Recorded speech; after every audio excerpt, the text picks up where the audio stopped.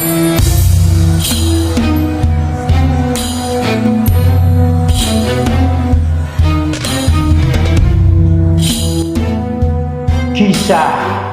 dan sejarah Syekh Abdurrahman Al-Misri Al-Jawi Al-Batawi. Beliau ini dikenal sebagai sosok guru utama dari Sayyid Utsman bin Yahya, Mufti Batavia. Sayyid Utsman bin Yahya sendiri adalah gurunya para ulama Jakarta pada abad ke-19 Masehi.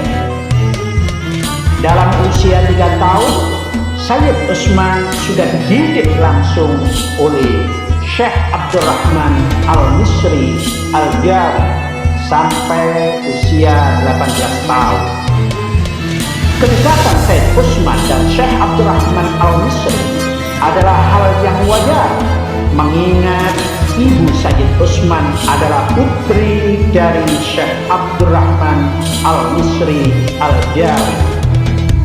Sayangnya harus diakui, dalam kurun waktu abad ke-18 dan 19 tidak banyak diketahui informasi keberadaan ulama-ulama Jakarta yang pernah mengharumkan nama Jakarta pada masa itu, khususnya di wilayah Mekkah dan Madinah, Mesir atau Yaman, yang saat itu menjadi pusat-pusat pembelajaran ilmu agama.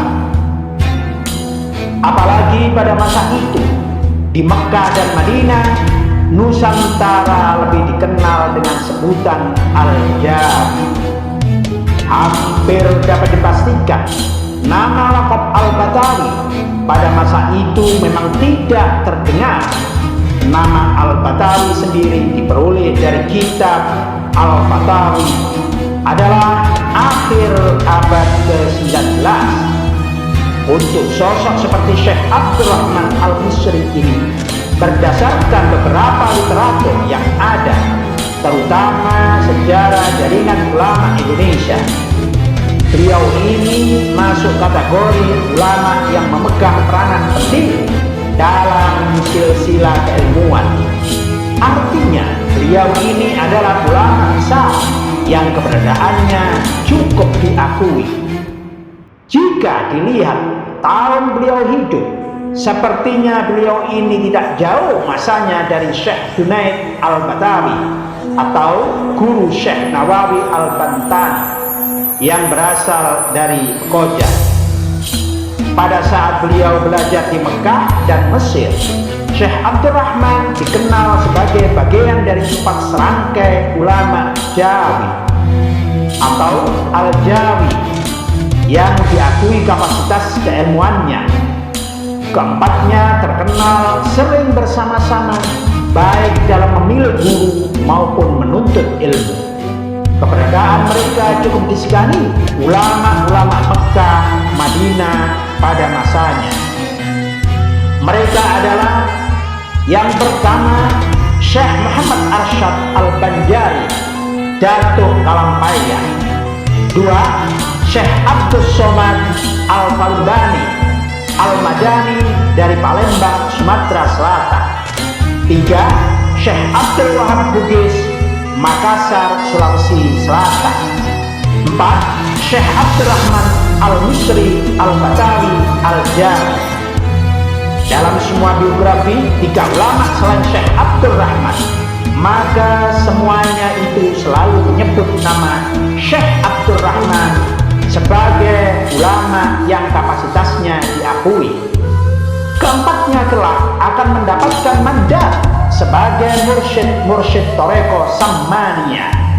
Mengenai nasab beliau sampai saat ini masih perlu didalami, karena belum ada keterangan yang bisa diolah secara mendalam. Sedangkan laqab Al-Misri kebanyakan berkeyakinan karena beliau lama belajar di Mesir dan juga untuk mengambil keberkahan dari gurunya yang berasal dari Mesir. Tetapi ada beberapa hal yang menarik, yang kiranya bisa memperjelas nasab ulama ini.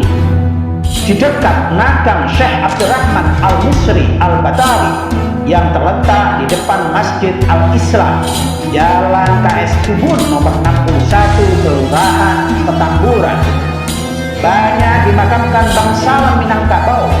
Yang cukup mengejutkan, pendiri masjid ini bernama Sultan Raja Burhanuddin Syekh Al-Misri. Beliau ini adalah bangsawan Minangkabau yang juga merupakan ulama besar pada waktu itu. Beliau datang ke Batavia dalam rangka ingin melihat langsung kehidupan masyarakat pedagang Tanah Abang, sekaligus dalam rangka dakwah Islamiyah. Adanya laqab Al-Misri yang dimiliki Sultan Burhanuddin dan Syekh Abdurrahman mengindikasikan kalau keduanya ada hubungan. Bisa jadi Syekh Abdurrahman ini adalah anak atau cucu Sultan Burhanuddin.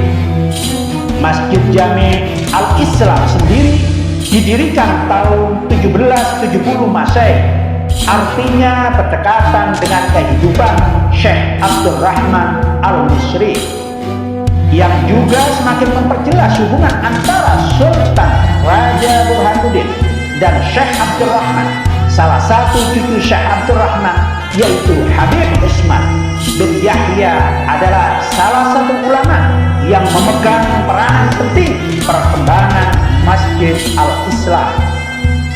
Begitupun Syekh Abdurrahman dalam hidupnya banyak melakukan aktivitas keagamaan di Masjid Jami Al-Islam. Bahkan Syekh Abdurrahman pernah mengajak sahabatnya Syekh Muhammad Arsyad Al-Banjari untuk safari dakwah di Tanah Abang. Bahkan Syekh Arsyad sempat membetulkan al-qiblat beberapa masjid di Betawi. Syekh Arsyad Al-Banjari dan Syekh Abdurrahman Al-Misri memang pada masa itu sangat menguasai ilmu falak. Sepertinya ilmu falak pada masa itu banyak dikuasai ulama Nusantara. Hal ini mungkin disebabkan perlengkapan seperti navigasi atau perlengkapan untuk mengenal perbintangan belum modern. Sedangkan pada waktu itu para santri banyak keliling berbagai negara Islam untuk belajar, sehingga diperlukan sebuah pemahaman untuk mengenal dunia ilmu falak yang nantinya bisa mendukung perjalanan dan aktivitas mereka. Fakta lain yang juga tidak kalah menarik, bahwa keluarga Habib Usman bin Yahya ada yang dimakamkan di Masjid Al-Islam. Dalam hal nasab diperkirakan kakek Habib Usman dari jalur ayahnya pasti akan mencari jodoh yang sepupu. Ini juga diperkuat tradisi pernikahan kaum Alawiyyin yang sangat menjunjung tinggi kafah. Artinya jelas Syekh Abdurrahman ini memiliki track record yang terang benderang tentang keberadaan nasabnya. Makam Syekh Abdurrahman Al-Misri sendiri awalnya berada di Karet, Tanah Abang, tetapi makam beliau kemudian dipindah ke Masjid Al-Islam demi untuk kepentingan umum. Memang tidak dijelaskan bagaimana kondisi jasad Syekh Abdurrahman ini, tapi yang jelas kain kafannya masih ada. Padahal usia makam tersebut sudah lebih dari 100 tahun. Sedangkan makam sang cucu Habib Usman bin Yahya yang berada di samping makam Syekh Abdurrahman hilang, tidak berbekas, termasuk kain kafannya. Padahal sudah digali sedalam antara 4-6 meter. Sedangkan makam-makam kerabat Habib Usman dan Syekh Abdurrahman kemudian akhirnya dipindahkan ke Masjid Jami Al-Islam, seperti Syekh Abdurrahman Al-Misri Al-Batawi Al-Jawi kembali pulang kampung dengan dipindahkan ke Masjid Al-Islam. Syekh Abdurrahman Al-Misri adalah salah satu mutiara ulama Betawi yang patut dikenang dan dijadikan contoh dalam kehidupan ini. Berkat tangan dinginnya telah lahir seorang ulama besar bangsa ini, yaitu Sayyid Utsman bin Yahya yang telah menjadi mufti Betawi pada masa lalu. Sejak adanya penanggalan Hindu dan penanggalan Islam di Indonesia, khususnya di Pulau Jawa, serta adanya perpaduan penanggalan tersebut menjadi penanggalan Jawa Islam oleh Sultan Agung. Sebenarnya bangsa Indonesia sudah mengenal ilmu falak. Seiring dengan telah kembalinya para ulama muda ke Indonesia dari bermukim di Mekah, ilmu falak tumbuh dan berkembang di tanah air. Mereka tidak hanya membawa catatan-catatan ilmu tentang tafsir, fikih, hadis, tauhid, dan tasawuf, melainkan juga membawa catatan-catatan ilmu falak yang mereka dapatkan sewaktu belajar di sana.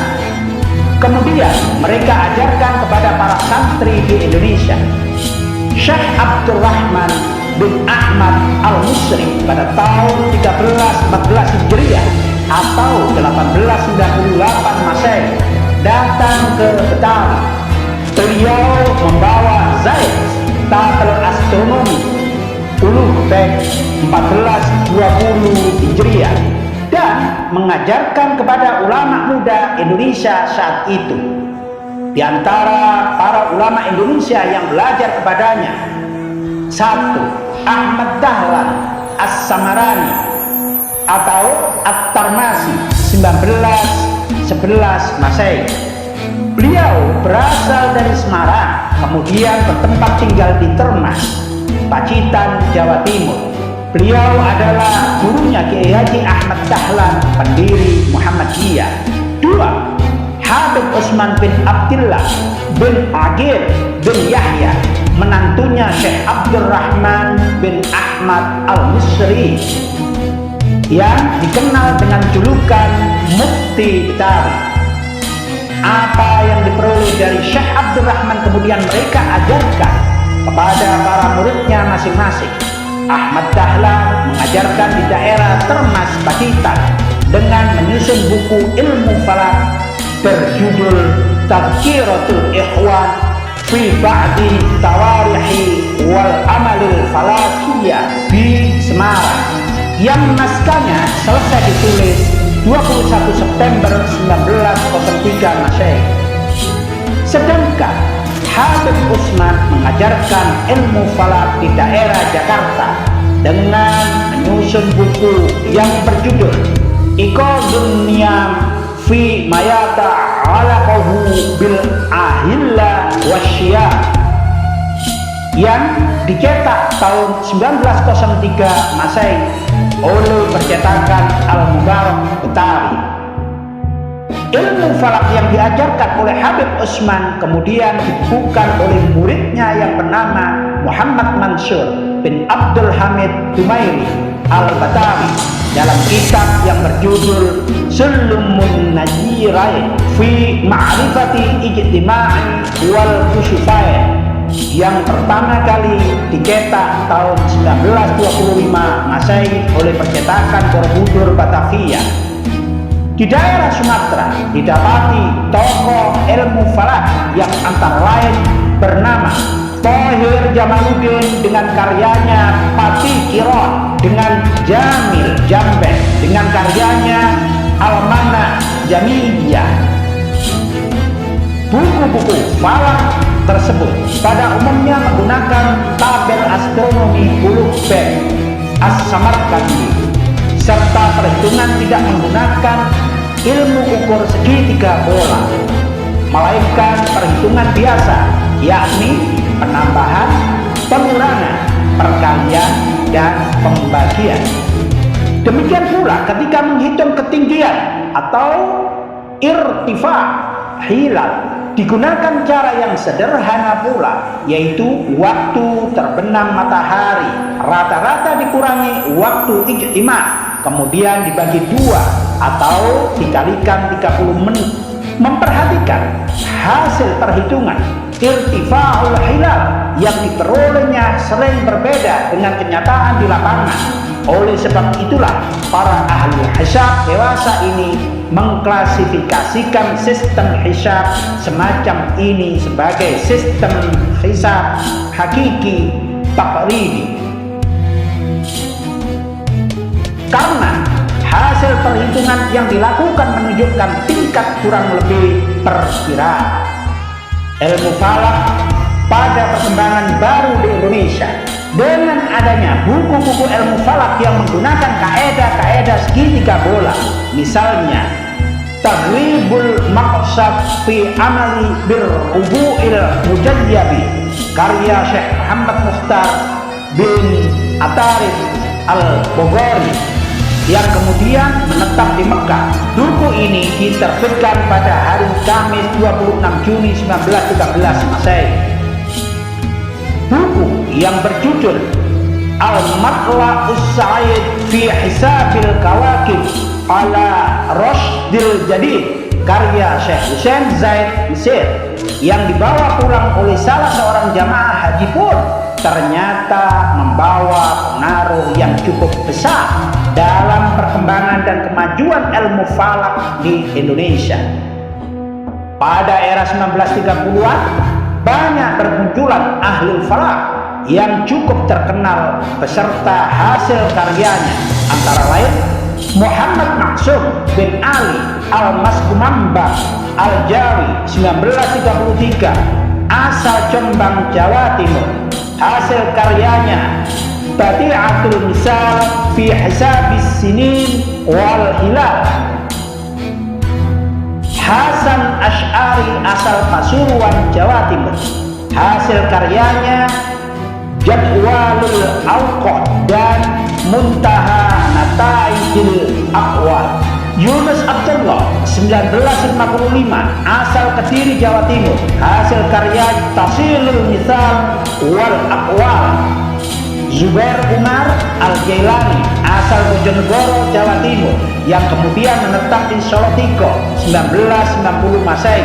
Hasil karyanya Al-Khulasatul Wafiyah fil Falak Bijadwalil Logaritmiyah. Pada umumnya, jadwal astronomi yang dipakai adalah mengambil dari buku Al-Matla'us Sa'id fi Hisabil Kawakib ala Rashdil Jadid karya Syekh Hussein Zaid Mesir. Ketika menghitung ketinggian hilal, sistem ini menggunakan ilmu ukur segitiga bola dan penyelesaiannya menggunakan daftar logaritma.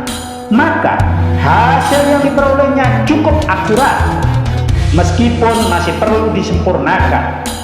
Sistem hisab semacam ini dikategorikan sebagai hisab hakiki tahqiqi. Demikianlah tentang sejarah riwayat hidup Syekh Abdurrahman Al-Misri Al-Jawi.